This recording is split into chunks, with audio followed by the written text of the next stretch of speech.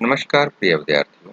आज हम लेकर उपस्थित हैं 8वीं कक्षा का एक पाठ, जिसे प्रस्तुत करेंगे राजन, हिंदी अध्यापक, सरकारी मिडिल स्कूल लोहारका कला, जिला अमृतसर से, और मैं दीपक कुमार, हिंदी अध्यापक, सरकारी मिडिल स्कूल मानवाला, जिला बठिंडा से। तो पाठ का प्रारंभ कर रहे हैं राजन जी, जो आपको पाठ पढ़ाएंगे। पाठ पढ़ाने के पश्चात पाठ का अभ्यास भाग है, वो मैं करवाऊंगा आपको। तो चलिए शुरू करते हैं। राजन जी। नमस्कार विद्यार्थियों, आज हिंदी की इस कक्षा में आप सभी का स्वागत है। तो आज मैं आपके समक्ष प्रस्तुत हूँ 8वीं कक्षा का पाठ 5 शायद यही जीवन है लेकर, जो कि एक बहुत ही रोचक पाठ है। तो चलिए हम बात करते हैं शायद यही जीवन है। आज सुबह सुबह मेरी ननद तेजी से भागकर मेरे पास आई और आंखें मटकाते हुए चहक कर बोली, दीदी आओ, आपको कुछ दिखाती हूं। जाने क्या दिखाना चाहती है। मैं भी असमंजस की स्थिति में उसके पीछे पीछे चल दी। बाहर बगीचे में एक ही कतार में लगे 3-3 फुट लंबे बैंगन के पौधे में से एक पौधे की टहनियां हटाकर बोली, देखो दीदी। मैं बैंगन के पौधे के बीच की शाखा के 2 पत्तों से जुड़े एक छोटे से प्यालेनुमा आकार के घोंसले और उस घोंसले में लाल रंग के छोटे छोटे 4 अंडे देखकर चकित रह गई। शायद जिंदगी में पहली बार इतने करीब से इतना नन्हा सा प्यारा सा घोंसला देखा था। मैं उत्सुक थी ये जानने के लिए कि किस पक्षी के ने तिनको, मुलायम रेशों, रुई वो ऊन से बुनकर और पत्तियों से सिलकर नीड़ का निर्माण किया है। तो बच्चों, नीड़ नीड़ क्या होता है? घोंसला। मैं उसकी दुनिया का हिस्सा बन जाना चाहती थी, इसलिए अब मेरी दुनिया ही परिवर्तित हो गई थी। पहले जिन चीजों पर ध्यान केंद्रित करने का समय अभाव रहता था, अब केवल वही चीजें नजर आ रही थी। गुलाब के पौधे, विभिन्न रंगों के फूल, पत्तियां, लताएं, आंगन में लगे ऊंचे ऊंचे हरे भरे पेड़, कौवे, कोयल, बुलबुल, तोते, मैना तथा तितलियां इत्यादि। इसी बीच एक छोटी सी चंचल जैतूनी हरी चिड़िया, जिसे दर्जन भी कहते हैं, जिसके नीचे के अंग सफेद जंग जैसे रंग की शिखा, दुम में 2 सुई की तरह नुकीले पर जो तनकर खड़े रहते हैं, बार बार उस घोंसले में आकर बैठती और कुछ देर बाद उड़ जाती। दोपहर को बच्चों के स्कूल से लौटने पर मैंने उन्हें घोंसले, चिड़िया और अंडों के बारे में बताना उचित नहीं समझा कि कहीं वे चिड़िया की उत्कृष्ट रचना घोंसला व अंडे तोड़ ना दें। किंतु बाद में मैंने सोचा कि बच्चों को भी तो पक्षी जगत से परिचित होना चाहिए, इसलिए मैंने उन्हें पौधे की शाखाएं हटाकर घोंसला व अंडे दिखा दिए तथा उन्हें घोंसले को हाथ ना लगाने की हिदायत भी दी। बच्चे भी अब मेरी तरह प्रतीक्षा करने लगे कि अंडे में से बच्चे कब निकलेंगे। साथ ही साथ घोंसले में चिड़िया के आगमन और उड़ान पर भी वे निगरानी रखने लगे। करीब 10-11 दिन तक ये सिलसिला चलता रहा। मामूली सी अनजान चिड़िया अब हमारी परिचिता बन गई थी। अनेक चिड़ियों को फुदकता देखकर हम अपनी चिड़िया पहचान लेते थे। 12वें दिन चिड़िया ने अंडों पर बैठकर अपने शरीर की गर्मी से अंडे सेक दिए थे। अब घोंसले में बहुत ही छोटे छोटे प्यारे प्यारे रुई के फाहों की तरह के 4 बच्चे थे।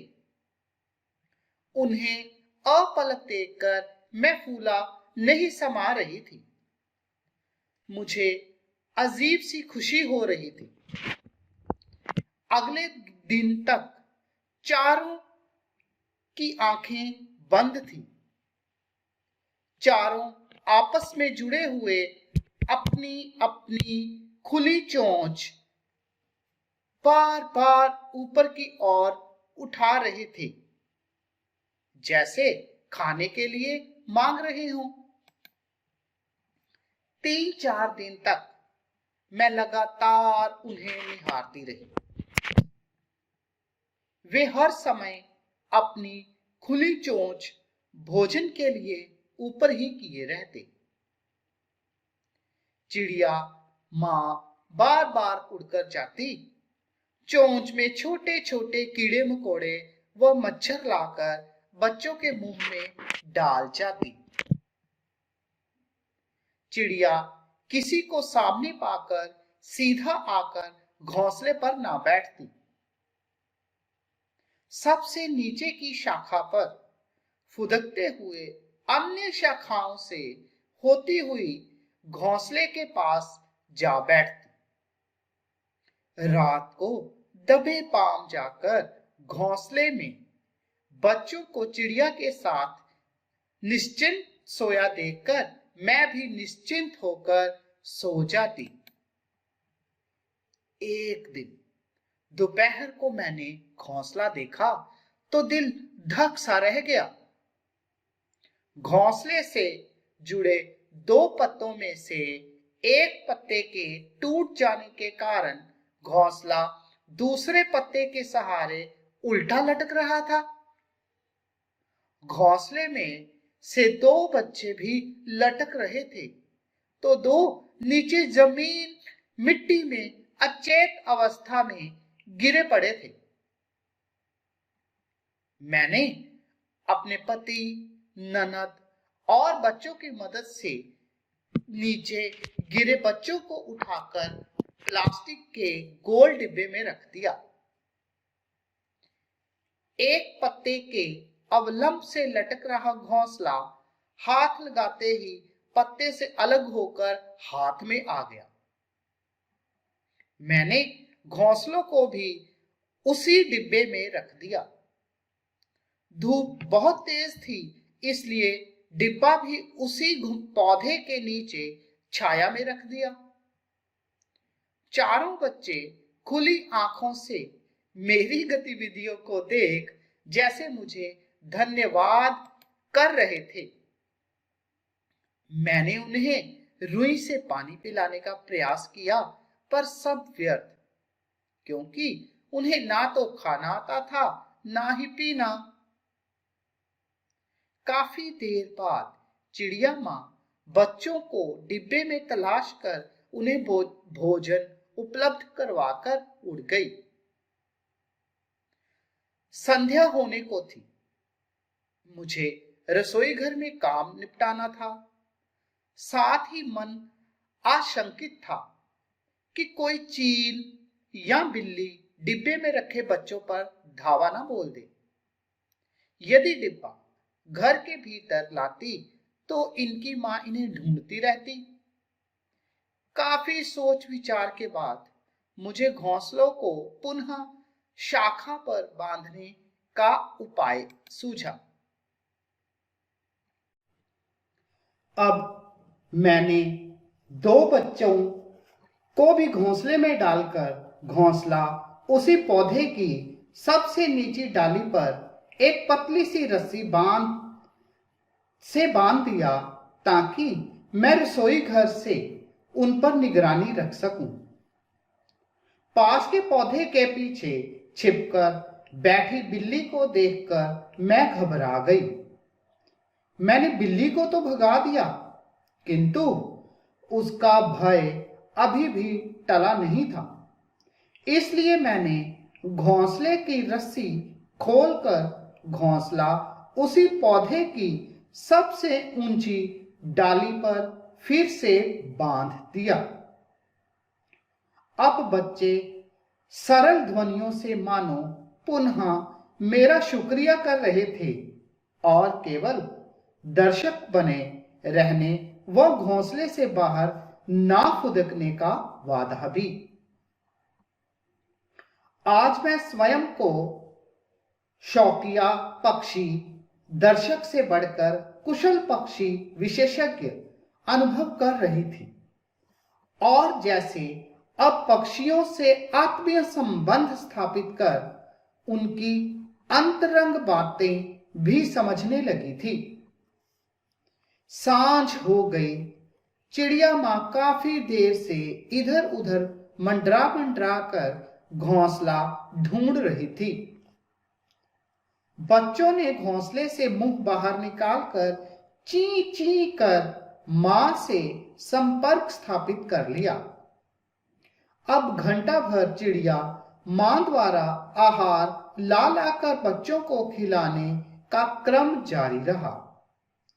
रात्रि में चिड़िया और बच्चे बिल्ली से सुरक्षित गहरी नींद में थे। सुबह सूर्योदय से पहले ही मैंने घोंसले में झांका तो पाया कि चिड़िया मां घोंसले में नहीं थी। 3 बच्चे पंख फड़फड़ाकर फुर फुर उड़ने की सूचना दे रहे थे।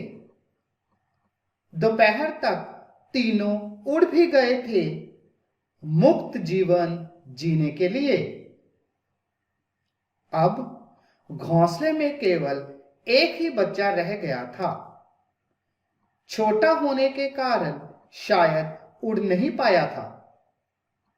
रात भर मैं चैन की नींद नहीं सो पाई, क्योंकि आज उसकी मां भी उसके पास नहीं थी। आज रविवार था, सभी घर पर थे। आज चिड़िया का बच्चा घोंसले से बाहर आकर कभी घोंसले के ऊपर बैठता तो कभी पत्तों पर। शायद आज यह भी उड़ने की चाह में फुदक रहा था। इसी बीच उसकी मां को उसके पास बैठा देख मन गदगद हो गया। मैंने कैमरे से चिड़िया के बच्चे के बहुत से चित्र लिए। मेरा बेटा और बेटी प्यार दुलार से बच्चे को अपने स्टडी रूम में ले आए और खेलते रहे, फिर बाहर घोंसले में छोड़ आए। अब हम सभी अपने अपने कार्यों में व्यस्त हो गए। 2 घंटे बाद घोंसला खाली था। बच्चा उड़ गया था, स्वच्छंद जीवन की चाह में। मैं बहुत उदास थी।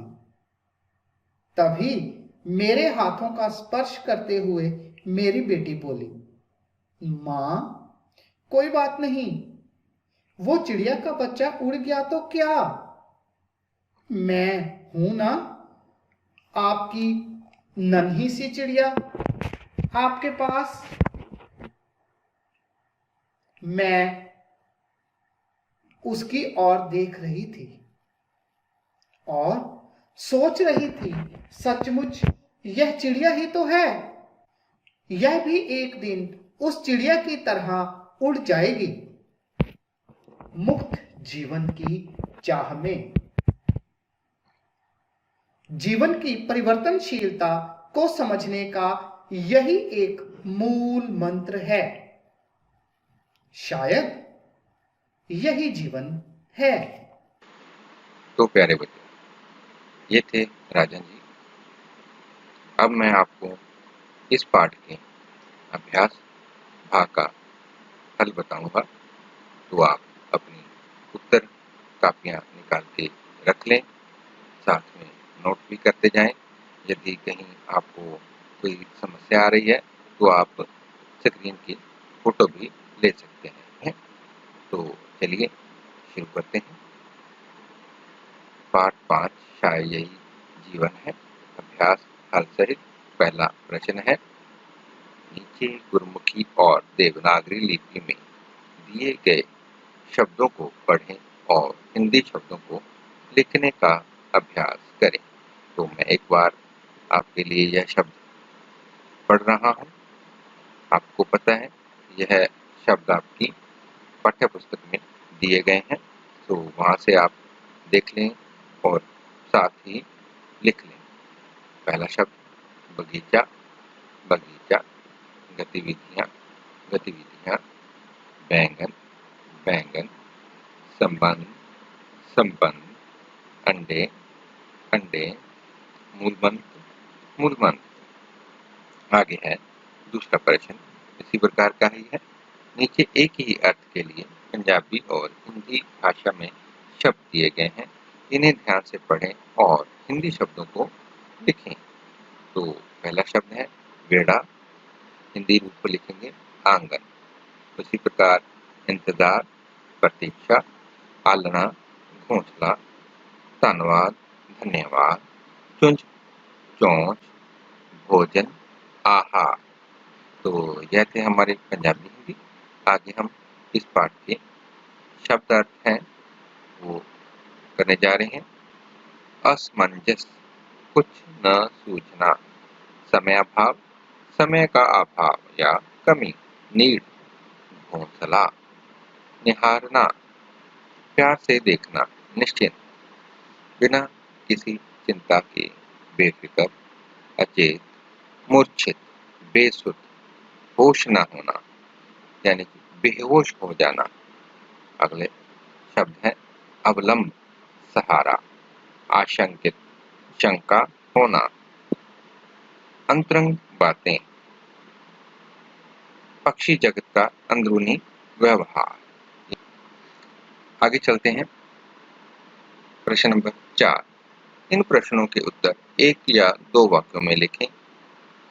पहला प्रश्न है, लेखिका ने आंगन में क्या देखा? उत्तर लिखिए। लेखिका ने बैंगन के पौधे के बीच एक घोंसला देखा और उस घोंसले में लाल रंग के छोटे छोटे 4 अंडे थे। कितने अंडे थे? 4। तो आगे बढ़ें। ख, चिड़िया का रंग रूप कैसा था? उत्तर लिखिए। चिड़िया छोटी सी चंचल, जैतूनी हरी, जिसके नीचे के अंग सफेद, जंग जैसे रंग की शिखा, दुम में 2 सुई की तरह नुकीले पर जो तनकर खड़े रहते थे। तो ये था दूसरा प्रश्न। आगे तीसरा, चिड़िया के कितने बच्चे थे? चिड़िया के 4 बच्चे थे। आगे प्रश्न नंबर घ, बच्चे भोजन की मांग किस प्रकार करते थे? उत्तर लिखिए। बच्चे अपनी अपनी खुली चोंच बार बार ऊपर की ओर उठाकर भोजन की मांग करते थे। आगे प्रश्न नंबर 5 ङ, घोंसला नीचे मिट्टी में कैसे गिर गया? घोंसला जिन 2 पत्तों के बीच बना था, उनमें से एक पत्ते के टूट जाने के कारण घोंसला नीचे मिट्टी में गिर गया। आगे बढ़ते हैं। लेखिका ने घोंसले को ऊपर की टहनी पर बांधने का निश्चय क्यों किया? उत्तर, लेखिका को डर था कि कहीं बिल्ली हमला न कर दे, इसलिए लेखिका ने घोंसले को ऊपर की टहनी पर बांधने का निश्चय किया। आगे प्रश्न नंबर 6, बच्चे अपनी माँ से संपर्क कैसे स्थापित करते थे? उत्तर लिखिए। बच्चे घोंसले से मुंह बाहर निकालकर ची ची कर माँ से संपर्क स्थापित करते थे। आगे प्रश्न नंबर 3 बच्चे मुक्त हो गए थे, परंतु चौथा बच्चा क्यों नहीं मुक्त हो पाया? उत्तर लिखेंगे। छोटा होने के कारण चौथा बच्चा मुक्त नहीं हो पाया था। आगे चल रहे हैं हम। प्रश्न नंबर 6, लेखिका चौथे बच्चे के भी उड़ जाने पर उदास क्यों हो गई? लेखिका को महसूस हुआ कि उसकी बेटी भी एक चिड़िया के बच्चे जैसी है, जो एक दिन शादी कर इस घर रूपी घोंसले में से कहीं दूर उड़कर चली जाएगी। आगे यानी कि 10वां प्रश्न है हमारा, जीवन परिवर्तनशील है, इस तथ्य के बारे में आप कोई उदाहरण लिखो। उत्तर लिखेंगे। जीवन सदा एक जैसा नहीं रहता। इसका एक स्पष्ट उदाहरण है मनुष्य की काया, जो जन्म से लेकर वृद्धावस्था तक एक जैसी नहीं रहती, उम्र के लिहाज से बदलती रहती है। आगे बढ़ेंगे। 5वां प्रश्न, इन प्रश्नों के उत्तर 4 या 5 वाक्यों में लिखें। प्रश्न नंबर 1 है, क चिड़िया, घोंसला, अंडे, बच्चे, इनके द्वारा जीवन की परिवर्तनशीलता उद्भासित होती है। क्या आपको मानव जीवन में भी ऐसी ही परिवर्तनशीलता दिखाई देती है? कोई 2 उदाहरण देकर समझाएं। तो लिखेंगे। उम्र के साथ साथ मानव शरीर में भी परिवर्तन होता रहता है। बचपन में कोमल, युवावस्था में मजबूत और वृद्धावस्था में शरीर कमजोर हो जाता है। आगे दूसरा पॉइंट है, सफलता और असफलता जीवन का हिस्सा है। मेहनत करने से असफलता को सफलता में बदला जा सकता है। आगे प्रश्न नंबर ख, चिड़िया के बच्चों की प्रत्येक गतिविधि पक्षी जगत की स्वभावगत विशेषता को प्रकट करती है। किसी एक गतिविधि को ध्यान से देखकर लिखें। तो लिखेंगे।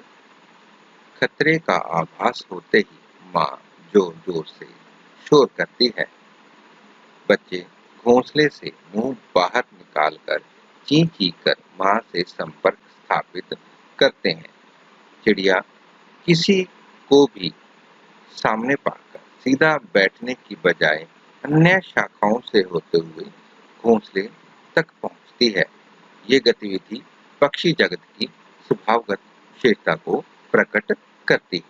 आगे छठा प्रश्न, दिए गए संज्ञा शब्दों के लिए सही विशेषण शब्द चुनकर लिखें।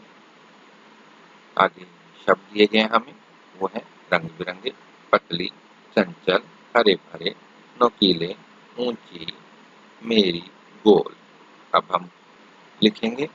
हरे भरे पेड़, नोकीले पर, गोल डिब्बे, मेरी ननद, पतली रस्सी, चंचल चिड़िया, ऊंची डाली, रंग बिरंगे फूल।